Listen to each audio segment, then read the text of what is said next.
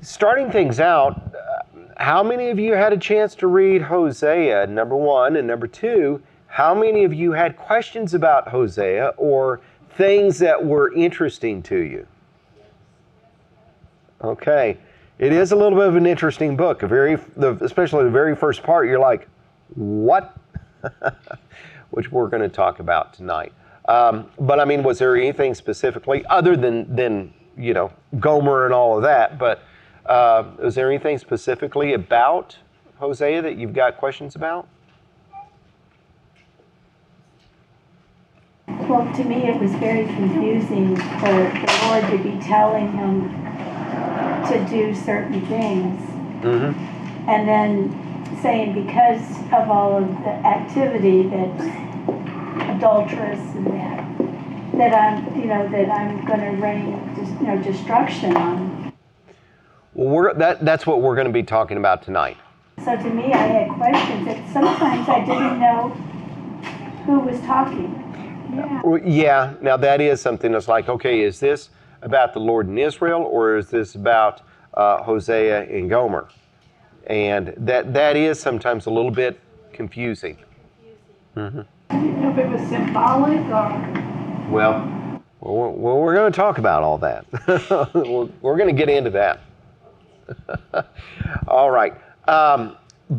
So if you kind of remember from last week, and Paul, you weren't here last week, we looked kind of a little bit of an overview, a little bit of the history about things.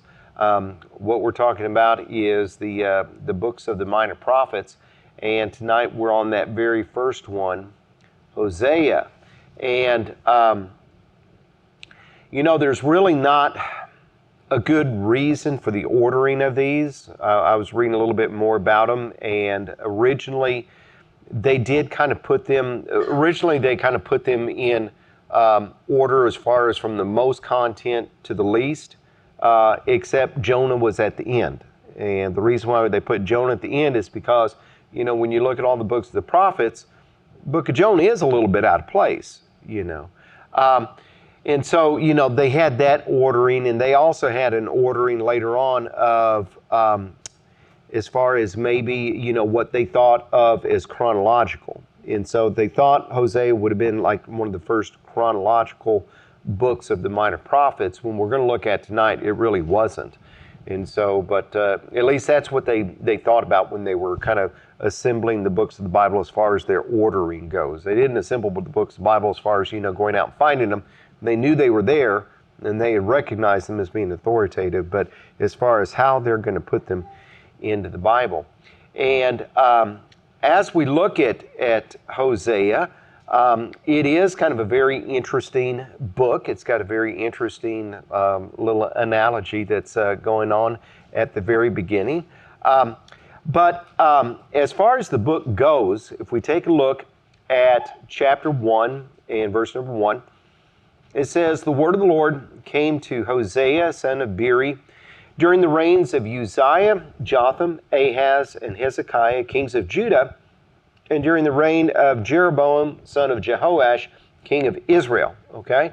So right there, that kind of puts our time reference in place right there. So if we go back to the chart that we were looking at last week, and so what we've got is the kings of Uzziah, Jotham, Ahaz, and Hezekiah right there that are kings of Judah. And if you recall, Israel was united until after Solomon, and then they split between the northern kingdom and the southern kingdom. So the northern kingdom had Samaria as its capital, and so sometimes it's going to be called Samaria. It is the majority of the tribes of Israel, so it's going to be called Israel. One thing that it's called in Hosea that I didn't bring out last week is that it's called Ephraim. And the reason why the northern kingdom is called Ephraim is because Ephraim was the largest and the most influential tribe of all of those tribes of Judah. And so, you read through it and you see where it says Ephraim, that's the reason for it. But as far as the southern kingdom goes, that is the tribe of Judah, which may be a little bit of Benjamin, maybe a little bit of Simeon mixed in. We had all these other kings as well. And so here's Hosea, and you can kind of see that Hosea is falling in a little bit of Uzziah's reign. It's also in the reign of Jeroboam, and it's listed here as Jeroboam the second, because there's Jeroboam the first, the very first one, that's not him. And so, we've got a little bit of this reign right here, and then we've got these other kings, Jotham, Ahaz, and Hezekiah, which is kind of interesting because we've actually got several different kings here in the northern kingdom that are not mentioned. But Hosea must have lived during that time period. And so, it's kind of like, how, because he's really prophesying to the northern kingdom. He's not really mentioning the southern kingdom or prophesying against the southern kingdom very much. But why is it that, we've got all of these kings in the southern kingdom, and then we've got, Jeroboam the second, and he's the only one, even though we've got other kings in place. And I don't really have a good explanation for that. And something else is that if you look at the book of Hosea and you look at the story that's there, that story doesn't last a long time, but we've got a long time, a large time period here where Hosea ministered. And so this is my thought. I'm just tossing this out here, and you can take it for what it's worth. I kind of think that maybe the ministry of Hosea was happening here to the northern kingdom, and it was happening in the latter part of the reign of Jeroboam II. And then, maybe because some of the things that Hosea said, maybe he moved down to the southern kingdom, and he ministered under the reigns of Jotham, Ahaz, and Hezekiah during that time period. And so if that's the case, it's kind of like, well, when did he write the book? There is the time period as far as the prophecy goes, and the prophecy is going to be there in the reign of Jeroboam II, probably towards the latter part of it. But then it's kind of like, well, when did he write it? Because what happens here in 722 BC is going to be the fall of the northern kingdom. And if you notice, the fall of the northern kingdom, Hosea is still there, and he evidently is still ministering there in the southern kingdom.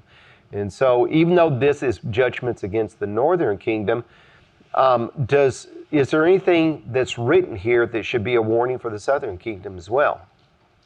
It should be, because, there's a lot of the same things that are in play there.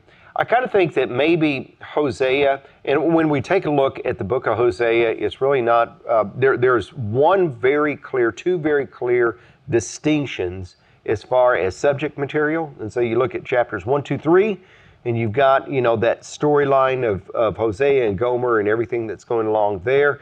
And then from chapters 4 through the end of the book, you've got a variety of judgments and charges and promises of restorations and promises of judgment.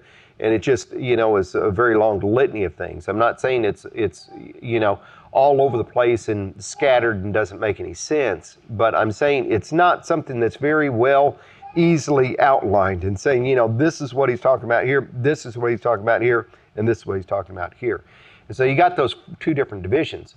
And so it could be that, Hosea is ministering as far as preaching all of these things and all these judgments, and then maybe later on the inspiration happened after, towards the latter part of his life.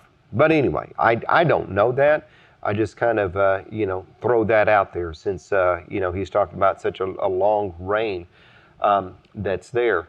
Now, when you take a look at the circumstances that's here, that reminds us a whole lot about the book of Jonah, right? Now, if you recall, in the book of Jonah, as a matter of fact, let's just go ahead and hold our place in Hosea and flip back to where was that? 2 Kings. In 2 Kings chapter,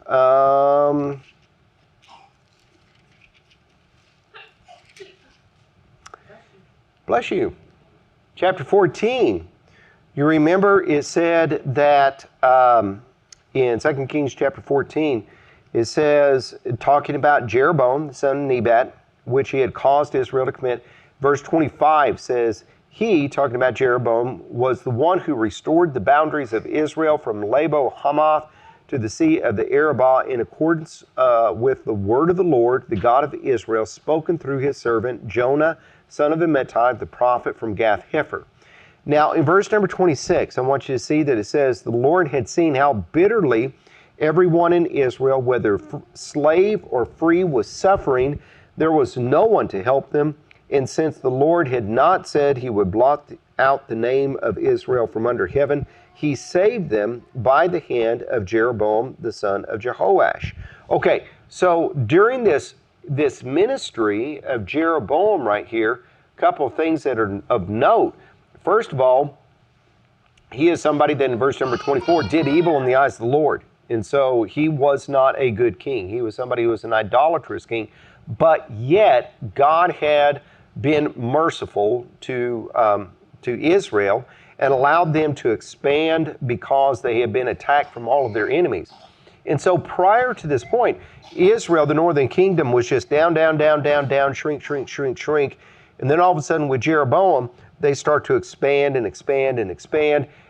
they become a very prosperous nation. Okay? And that's something that we kind of need to understand when we're talking about Hosea. Because, the Israelites were somebody that was very prosperous, but it wasn't because of the idols that Jeroboam was serving, and it wasn't the idols of all the other people in the land.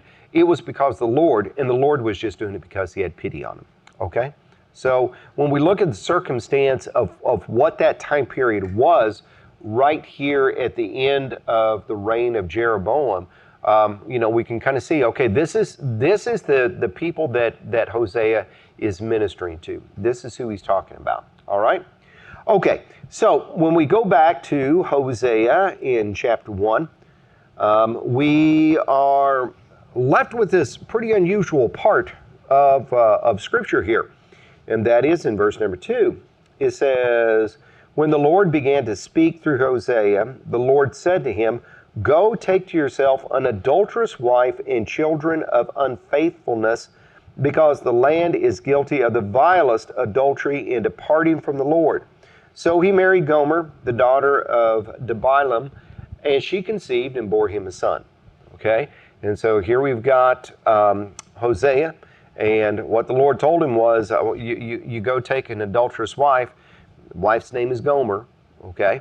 And then as the story kind of falls out, in fact, we've got the story in chapter 1, and then in chapter 2 is more of a digression of comparing it to Israel.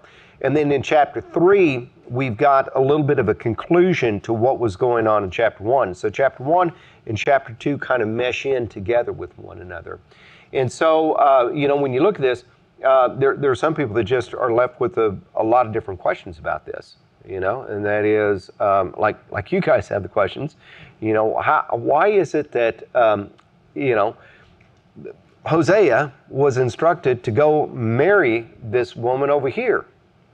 Okay. Some people will say, oh, well, this is just all an allegory, and I don't really think that that's a good answer at all. I think that a lot of times when people are faced with something that is kind of difficult to wrap their heads around, they just say, oh, it's an allegory.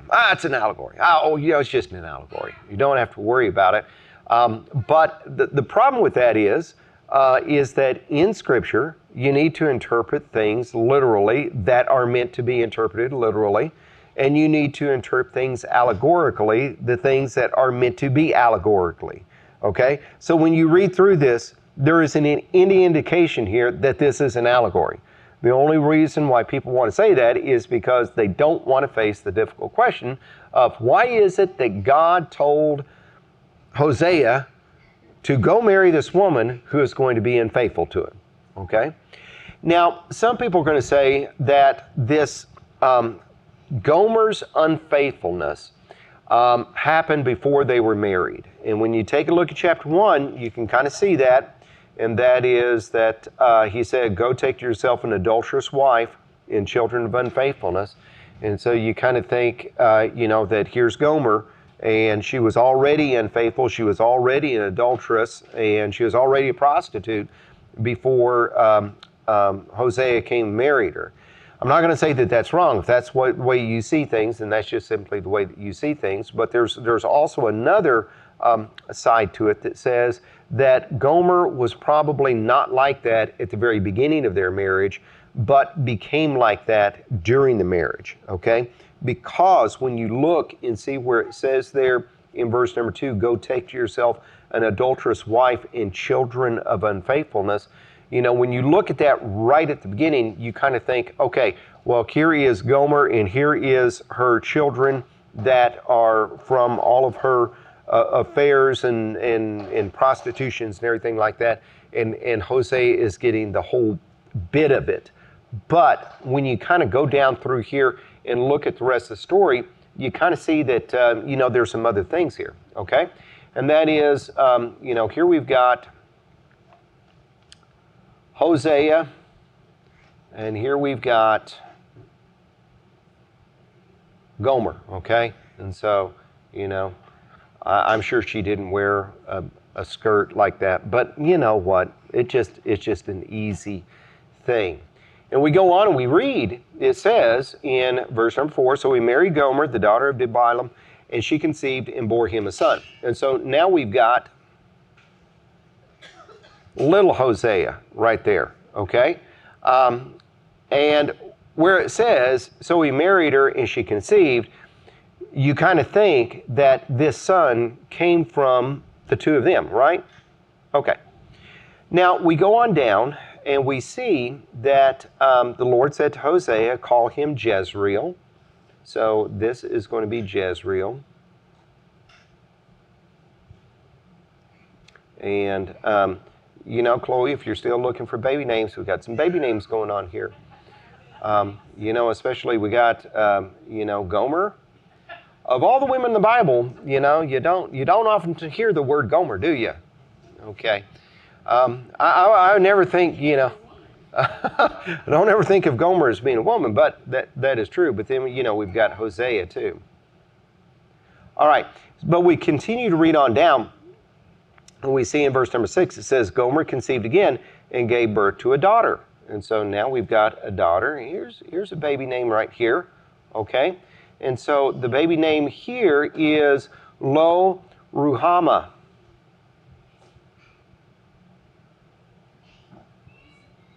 Okay. And then we've got a third child later on. And that is in verse number 8. It says, after she had weaned Lo Ruhamah, Gomer had another son. Then the Lord said, call him Lo Ami. And so here we've got this third son, and this third son is Lo Ami. Okay? Now, maybe we are assuming, maybe we shouldn't be assuming, but, we can kind of see that Jezreel was Hosea and Gomer's son. But when you read there in verse number 6 and you read in verse number 8, it just said Gomer conceived again. But it doesn't say by whom, right? And then in verse number 8, after she had weaned Lo Ruhamah, Gomer had another son. Okay, so it's not even, she conceived, it's just she had another son, not Hosea had another son. And the reason why I bring that up is because, there where he says, go take to yourself an adulterous wife and children of unfaithfulness, this could be that, everything was, I won't say hunky-dory, but they were united at the very beginning, and we're going to, kind of throw Jezreel into the mix. But then as time kind of went on, we see that Gomer strayed away. And it could be, I'm not saying it is, but it could be, a thought is that Lo Ruhamah and Lo Ami was with somebody else or many different people, because it's apparent what happens to Gomer is that she goes and chases after other lovers, thinking that they're going to provide more for her than what Hosea is able. And somehow that does not pan out, and she winds herself in prostitution, and she even winds up herself in slavery. Because what we see is we go over to chapter 3, it says, the Lord said to me, go show your love to your wife again, even though she is loved by another and is an adulteress. Love her as the Lord loves the Israelites, though they turn to other gods and love the sacred raisin cakes. Do you love raisin cakes? It's okay to love a raisin cake, but don't love the sacred raisin cake because the sacred raisin cake was associated with idol worship, okay? I don't know how, but that's the sacred raisin cake, is they love them, not because they love the raisins. Well, maybe they did love the raisins, but they loved them because of the idol worship that was going on within them, okay? Okay, so in verse number 2 it says, so I bought her for 15 shekels of silver and about a homer and a lethek of barley. And so she was in slavery at that time. And slavery was a common situation where if you found yourself in debt to somebody else and you couldn't pay it, you wound up being enslaved to that person until you paid your debt off, or until the year of Jubilee happened, and then you were released from that debt. And so that's the situation that Gomer found herself in. And you kind of see that, you know, if she left Hosea, you got to remember, women at that time, they didn't really have means of going out and getting a job and getting income. They are dependent on somebody else. But she leaves him thinking, okay, I'm going to get, you know, a better play of things by other men. But after they dump her, she's kind of on her own. And, you know, so she just kind of being a prostitute and then being a slave from all of this. And then, you know, then you can kind of see where these other two kids come from, okay? It is an unusual situation, isn't it? And so, you know, you think, okay, well, God told Hosea, go marry Gomer, but Gomer wasn't like that at the very beginning. She became like that, is one thing. And then God said, okay, I want you to go back and I want you to redeem her, and I want you to take her and her children back to yourself. You know, that kind of makes a little bit of sense there. You know, but at the same time, if Gomer was in that situation to begin with, and God said, go marry her, and he married her, and so on and so forth, you know, you've got the same kind of symbolism that's all laid out. And by the way, where we go back to chapter 1, and God said, go take to yourself a wife of unfaithfulness and children of unfaithfulness. You know, God can say that before it even happens, right? Because God knows everything. You know, God says, go marry Gomer, but God knows what Gomer's going to do. You know, that's the same thing as go marry Gomer, and she's in that current situation. And, you know, I sometimes think that we kind of need to see things the way that God sees things. In fact, that's the way it always is. And so if God says, you know, this is the case and it hasn't borne out yet, well, then it's going to bear itself out. And at the same time, if we're sitting in a situation and we find ourselves in a predicament, we're thinking, well, wait a minute, God led me into this state, and how am I in this predicament? You know, kind of keep in mind that God knew that you were going to be there before you got there. And if God puts you in that kind of position, then he's got a plan and he's got a reason for you to be there, okay? Very similar to what Hosea was. If Gomer was okay at the very beginning, but became that way, but God said, go marry Gomer, can't you see that later on after everything fell apart, I'm sure Hosea was kind of thinking, wait a minute, right? Okay, but God said, yeah, go marry this wife of unfaithfulness. If Hosea was kind of complaining and saying, God, you told me to marry her, and, you know, didn't you know this was going to happen? Well, yeah, you didn't know it was going to happen, right? Now, here's something that's kind of interesting to me, and that is a lot of times, at least, you know, I kind of hear it from a ministerial circles and ministerial point of view, is that God sometimes puts situations in our lives so that we can understand and relate to other people to minister to them. Have you ever thought that, or have you ever heard that before? You know, and I think it's true. Do you think it's true?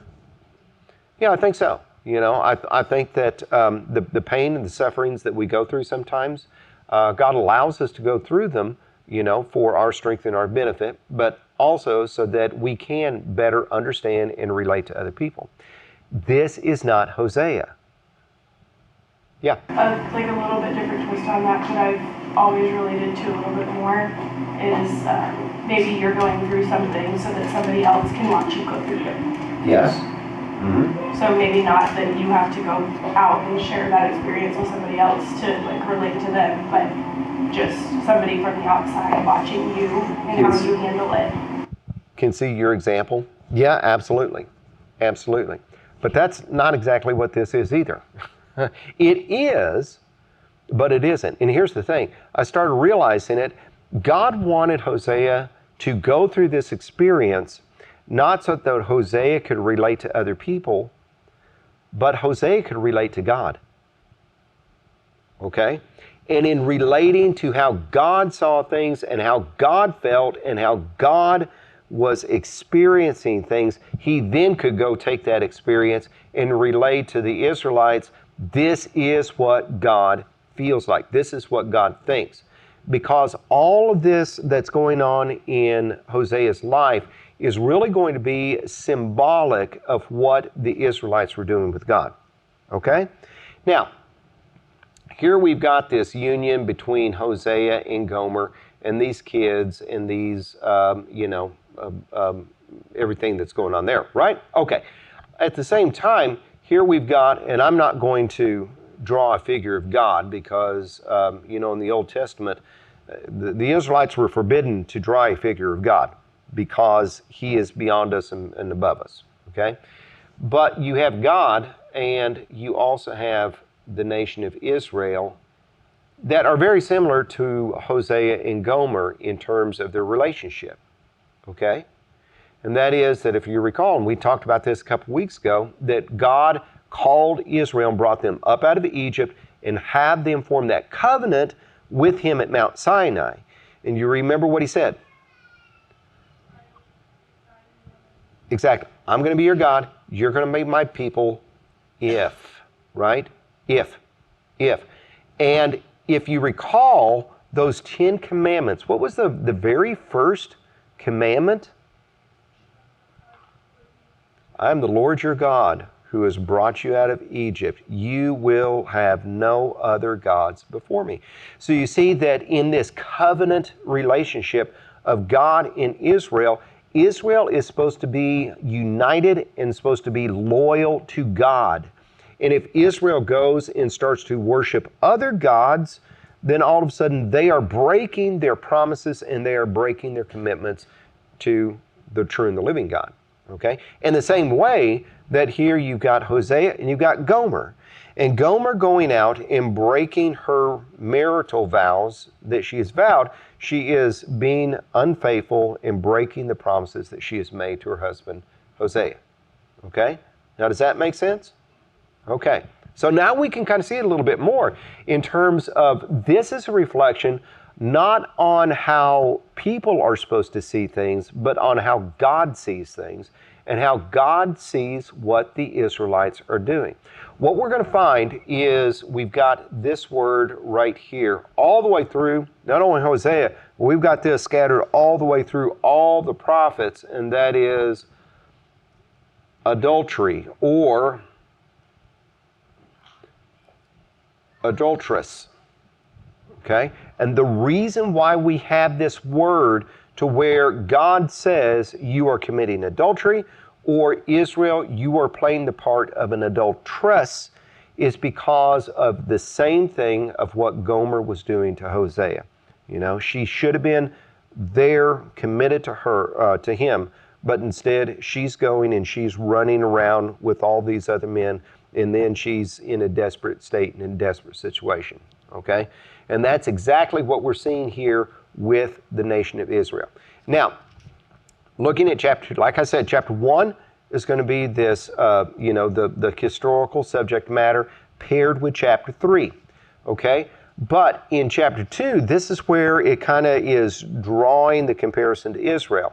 And so, in chapter 2 and verse number 2, it says, "Rebuke your mother, rebuke her, For she is not my wife, and I am not her husband. Let her remove her adulterous look from her face, and the unfaithfulness between her breasts.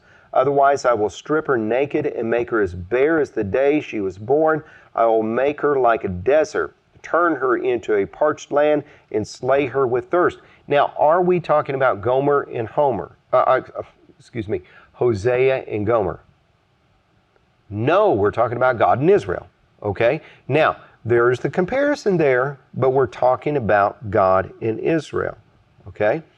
So where it says, I will not show my love to her children because they are children of adultery. Now, here's the thing. Here we've got these names, right? Jezreel is a word that means scattered. Okay? And the reason why we've got scattered is because it says in verse number 4, chapter 1, Then the Lord said to Hosea, Call him Jezreel, because I will soon punish the house of Jehu for the massacre of Jezreel, and I will put an end to the kingdom of Israel. In that day I will break Israel's bow in the valley of Jezreel. And so here's this broken military might, and then the scattering. And so it's specifically talking about how Jehu, and we go back, up here, here's Jehu, and then Jeroboam's son is going to be and I don't think that son is mentioned in this timeline, because you remember the timeline said that they took out a lot of the sons that didn't last very long, so to speak, the kings that didn't last very long. But all of this is one dynasty. And so the dynasty of Jehu is over because of what Jehu did. And so God is saying, I'm bringing to bear that sin. But at the same time, that fall is going to be occurring, and the Israelites are going to be scattered about. Okay? So there's one name right there. Okay, now we've got Lu Rahana. Okay? You sure you don't want that name? Okay. That's good, because Lo Rahana, means not loved. Okay? Yeah. Lo Rahana, just get out of here. I don't love you. No, Lo Rahana means not loved. It means not pitied. Okay?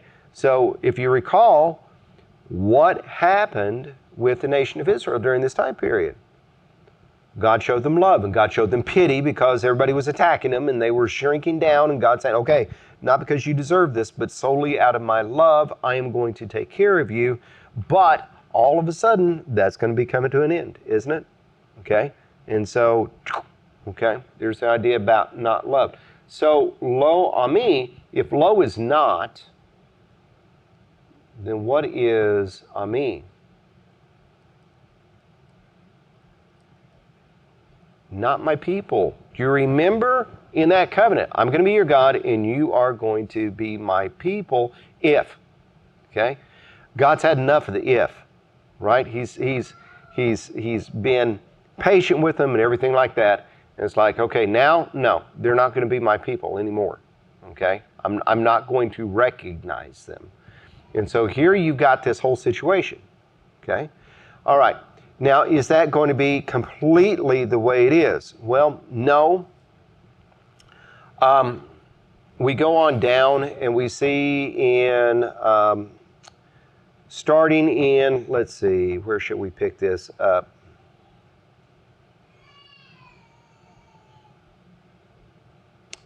Oh, we'll pick this up in verse number 21.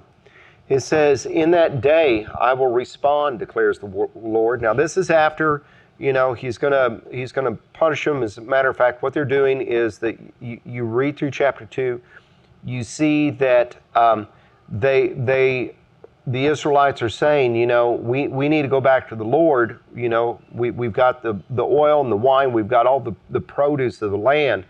But the Lord is saying, you're not recognizing that all of that comes from me, not from the Baals, not from the false gods. You're saying, okay, well, I'm done with the false gods. I want to go back to God because I'm not getting what I need. But at the same time, you're not recognizing that the whole time that you've been going, and even now, everything is coming from God, but you're turning around and you're attributing it to the Baals.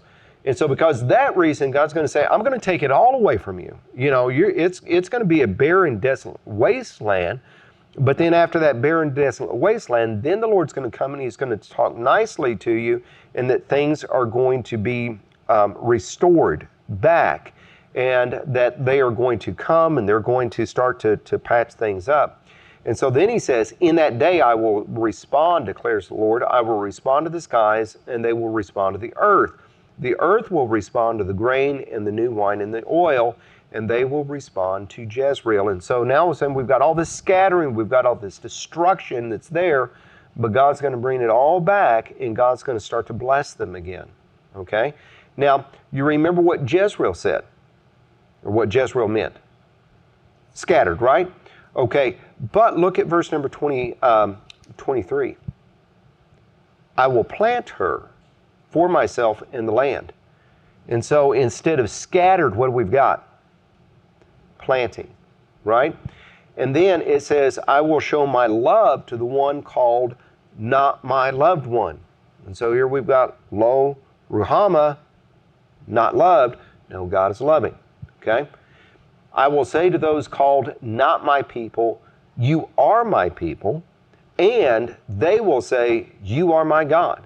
And so this is looking forward to a time that is still coming in our future, where God is going to rule and reign, and that all the people of Israel are going to be settled in the land and going to be calling him blessed, and they are going to be responding and calling him God, and he is going to be recognizing them again, and he's going to be loving and giving them mercy again, okay?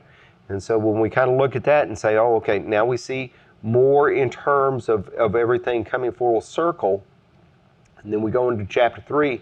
It says, so I bought her for 15 shekels of silver and about a homer and lethek of barley. Then I told her, you are to live with me many days, and you must not be a prostitute or be intimate with any man. For the Israelites will live many days without king or prince, without sacrifice or sacred stones, without ephod or idol. Afterward, the Israelites will return and seek the Lord their God and David their king. They will come trembling to the Lord and to his blessings in the last days. Okay. All right. Questions about any of that? Yeah. Can you explain to me again, like in there when they say they called Judah and Israel and Ephraim, that one is the northern and one is the southern? Okay. Yeah, this goes back to last week, and I don't have, no, I do have last week's lessons posted. Anyway, okay.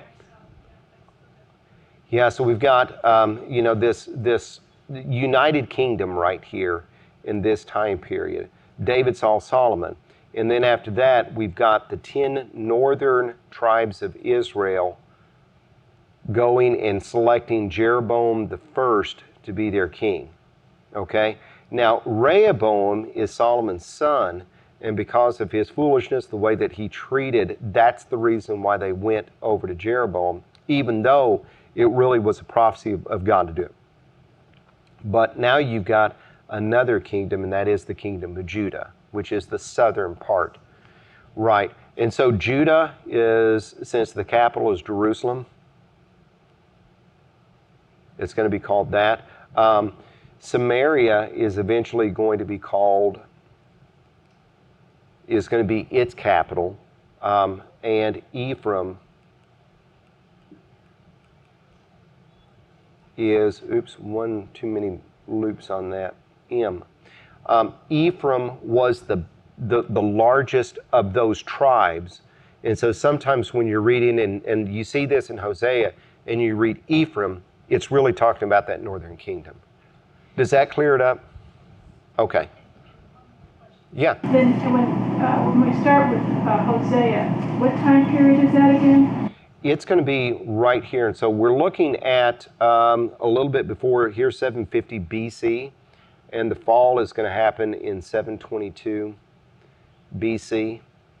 And so it's somewhere in that time period, because it doesn't give us dates, but it gives us kings to look at. And is this before or after the Daniel? Before. Okay. Yeah, that is going to be occurring. The fall of the southern kingdom is going to be happening right here. Okay, and so this is where the Babylonian captivity takes place in Daniel. Because that's what I was wondering, if that's what they were talking about being scattered, is during that time period, because they kind of spread them all over the place. Right, so both the northern kingdom and the southern kingdom were both judged by foreign armies coming in and conquering the kingdoms. And they were both judged because of their sins and their disobedience to God. The northern kingdom happened a lot earlier than the southern kingdom because the southern kingdom had a lot of good kings and they had some good people.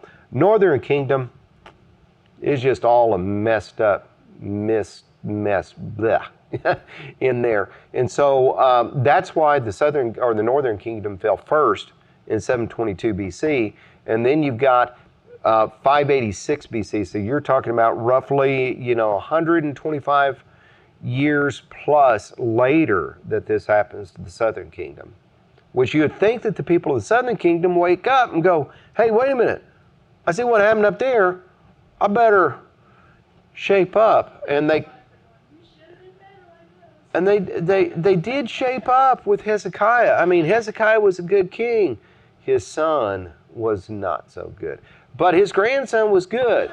But then these other kings were not so good. So it's just, that's politics for you. Should teach us not to place our faith in politicians, right? But it helps with you explaining that about Ephraim. Yes. Because I kept thinking, what did I miss? I should have mentioned that last week, and then I was reading through Hosea and I thought, oh, I forgot to mention Ephraim. So. Because I was like, okay, do I need to go back to a previous book to figure out how did I miss Ephraim? This is what makes all of this so hard. And I'll be honest with you, I don't understand all of this either, but, this was written back to people who lived in that time period, and so they understood all these different things. They knew these different phraseologies and labels and everything like that. And they knew places, and they knew people, and they knew, and we don't. And so we're like, what? I don't get it. And,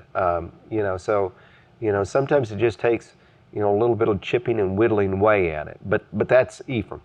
And then even when you went and explained the names of the children, because as I was reading that book, and it was talking about the not loved and even not my people, and I'm like, okay, again, I completely lost that connection. But do you get it now? I do understand it now. Yeah. Yeah, definitely. It's putting this relationship between God and Israel into human terms between a husband and an unfaithful wife. And my wife's never been unfaithful, okay? So I'm going to say that right here, right now. I don't know what that feels like, and I don't want to know what that feels like. I did date a girl long time before I met Shannon that was unfaithful to me, and I can tell you it's not a fun feeling, right? And so, for people who have experienced this, or for people who have seen it happen, or for people who could just imagine it, you just stop and think about, hey, wait a minute, we who should be God's people, what are we doing when we're not faithful to God? And what does God think when we start to turn to something else, especially in terms of worship and in terms of this is who is providing this for me, and it really isn't? You can see how God gets jealous, and for good reason. Okay. All right. Well, we'll leave off there, and we will take a look at Hosea, the last part of the book of Hosea. We're not going to look at the whole thing verse by verse. We're just going to, I'm just going to pull out some little passages. Like I said, it really is. And when you look at the last part, especially if you notice like in the NIV or something, it's written in verse form. It's because it's poetic. And so when you have things that are poetic, sometimes you've got things that are a little bit figurative language to be poetry, okay? And sometimes you'll notice that things are repetitive because it's poetic, okay? So when you read this, you got to keep that in mind, and it is going to flow, and it's going to flow from subject to subject to subject, but what you will find are these common things, and that is that you are going to have sin, you're going to have you're going to have a rebuke. I guess you could say that you've got a rebuke over sin. You're going to have judgment because of the disobedience to the rebuke. Then you're going to have a repentance. And then after that, you're going to have a restoration. Okay? So those 5 things, we're going to see that pattern all through the prophets. Okay? All right. We'll leave it there.